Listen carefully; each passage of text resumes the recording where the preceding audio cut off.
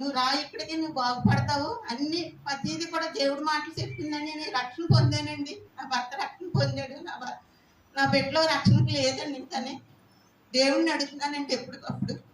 నేను ఒక కార్యం గురించి బాధపడుతుంటే మా మనవరాలు శుభమే చెప్పిందండి, అమ్మ నువ్వు తైలాభిషేకానికి రా, దేవుడిని కార్యం చేస్తాడు, అమ్మగారితో మాట్లాడతారు, అమ్మగారు పరిశుద్ధాత్మ దేవుడు అన్నాడు, అమ్మగారిలో నువ్వు ఒకసారి వస్తే మామ నీకు దేవుడు కార్యం చేస్తాడండి.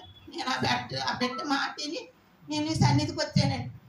వచ్చాకండి అమ్మగారు తైలాభిషేకం చేశారు. నాకు అమ్మగారు తైలాభిషేకం చేస్తాం నాకు తెలియదండి. నేను దేవుడిని అడుక్కుంటున్నానండి, తండ్రి నా బ్రతుకు మార్చు, నేను ఒక ఎత్తుకు డబ్బులు ఇవ్వాలి, ఆ బాకీ నేను ఎలా తీర్చును, నా భర్త చచ్చిపోయి 2 నెలలు అయిందండి, నా బిడ్డలు సహకరించలేదు తండ్రి, నా భర్త గురించి చేసుకున్నాను, ఆ బాకీ తీర్చి బలం నాకు ఇయ్యని దేవుడిని అడుగుతున్నానండి. దేవుడిని అడిగితే అమ్మగారు తైలాభిషేకం ఇంకా చేస్తారేమో అని అనుకుంటున్నాను, నాకు చేసినట్టు కూడా నా శరీరానికి తెల్లలేదండి. నాకు ఆ తర్వాత మా మనవరాలు చెప్పిందండి.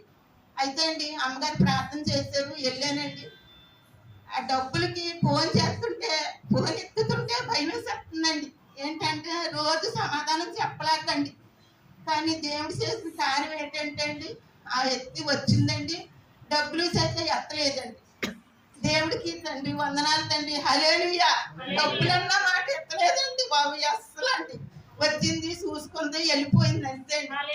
వెంటనే నా మనవరాలకి నేను రావాలమ్మా, అమ్మగారు చేసిన ప్రార్థన నాకు ఫలించింది, దేవుడు ఉన్నాడు సన్నిధిలోని, నేను సాక్ష్యం చెప్పుకుంటాను అనేసి నేను నా మనవరాలకి చెప్పానండి.